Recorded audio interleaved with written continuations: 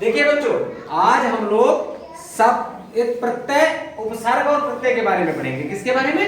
उपसर्ग और प्रत्यय। आप लोग लगाते हो, कुछ शब्द ऐसे होते हैं जिनके पीछे कोई अक्षर या शब्द लगा दिया जाए तो शब्द का अर्थ बदल जाता है। कुछ शब्द ऐसे होते हैं जिनमें उसमें शुरुआत में लगा दिया जाए तो उसका अर्थ बदल जाता है। इन्हीं अक्षरों या अक्षर समूहों को हम लोग कहते हैं उपसर्ग या प्रत्यय कहते हैं। कहाँ क्या लगता है हमको जानकारी होनी चाहिए। जब हम उदाहरण से और परिभाषा से समझेंगे तो हमको पक्का याद हो जाएगा। शुरू करें? जय बोलो, शुरू करें। उपसर्ग और प्रत्यय पढ़ने हमको है तो सबसे पहले उपसर्ग की परिभाषा देखते हैं क्या होता है। सभी लोग ध्यान से पढ़ेंगे। किसी शब्द के पूर्व में, यानी कोई शब्द दिया है उसके पहले में जुड़ने वाले शब्दांश को उपसर्ग कहते हैं। क्या परिभाषा है? सभी लोग दोहराएंगे मेरे साथ। किसी शब्द के में जुड़ने वाले शब्दांश को उपसर्ग कहते हैं। समझ लीजिए, यहाँ पर कोई शब्द दिया, मान लिया, सपोज करिए कोई शब्द दिया है यहाँ पे, मान लिया मान दिया है, ठीक है। और इसके पहले अगर हम कोई अक्षर या अक्षर समूह या शब्द लगा दें तो वो क्या जुड़ेगा? वो उपसर्ग माना जाएगा। मान लिया सपोज करिए हमने इसमें अप लगा दिया। क्या लगा दिया? अब इसका अर्थ क्या हो गया? अपमान। जोर से बोलो, क्या हो गया? अपमान। यानी ये शब्द जो है हमारा क्या है? ये उपसर्ग है। क्या है? ये हमारा पुराना शब्द है। इस तरीके से हम उपसर्ग को पहचान लेंगे, ठीक। अब इसमें एक बार हम फिर पढ़ के बता रहे हैं। किसी शब्द के पूर्व में जुड़ने वाले शब्दांश को उपसर्ग कहते हैं जो विशेष अर्थ प्रकट करते हैं, जिनका अर्थ बदल जाता है और विशेष अर्थ बताने लगते हैं, ठीक है। जैसे अब जैसे मैंने यहाँ पे देखो दो उदाहरण लिखे। अप प्लस मान बराबर अपमान, दूसरा है अप प्लस सफल बराबर असफल। हमें पता होना चाहिए कि उपसर्ग कौन सा शब्द है। ये शब्द क्या है? क्या है? ये वाला शब्द क्या है? तेज बोलो। उपसर्ग क्या है? उपसर्ग। इन शब्दों को हमने पहले लगा दिया, इन शब्दों से पहले, तो इनका अर्थ बदल गया। जैसे हमने मान में अप लगा दिया तो क्या हो गया? अपमान। क्या हो गया? अपमान। और सफल में हमने अ लगा दिया तो क्या हो गया? असफल हो गया। अर्थ बदल गया। तो इन ऐसे ही शब्दों को हम उपसर्ग कहते हैं। इनमें थोड़ा और समझ लेते हैं।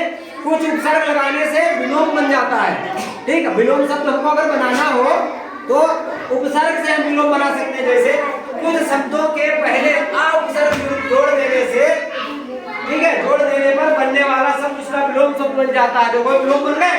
मान था, मान माने होता है इज्जत करना, किसी का सम्मान करना। मान कहते हैं ना, तुम्हारा मान नहीं हुआ, मानदान नहीं हुआ, ठीक है। अगर इसमें जोड़ दे अब तो क्या हो जाएगा? अपमान। अपमान मतलब होता है बेइज्जती करना, ठीक है। क्या होता है? बेइज्जती करना, किसी का अपमान नहीं करना, ठीक है, अपमान करना। इसी तरीके से सफल माने होता है किसी उत्तीर्ण कर लेना, पास हो जाना, ठीक है। और उसमें क्या कहते हैं? तो असफल हो गए, फेल हो गए, ठीक है, ठीक है। तो उसमें आ लगा देने से इसका अर्थ बदल गया, यानी विलोम हो गया, असफल हो गया। तो हमें उपसर्ग ध्यान रखना। उपसर्ग शब्द के प्रारंभ में लगता है। कहाँ पे लगता है?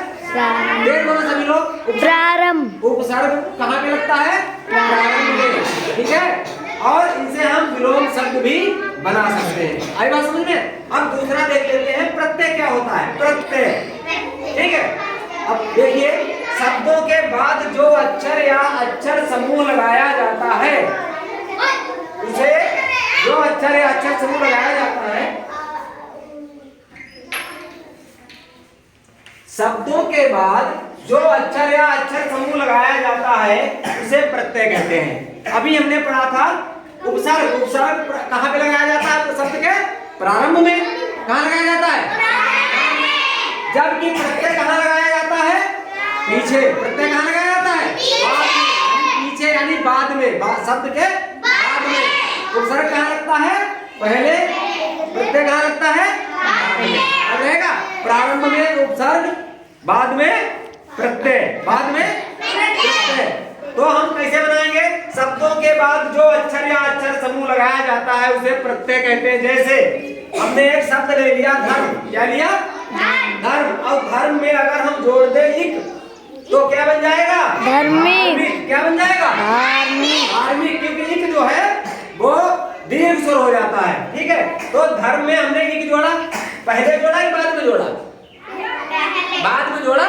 धर्म में हमने बाद में जोड़ा इक। इसी तरीके से हमने मास शब्द लिया और उसमें हमने बाद में क्या जोड़ दिया? इक। तो मास में हमने इक पहले जोड़ा कि बाद में? पहले। बाद में जोड़ा, तो क्या बन गया?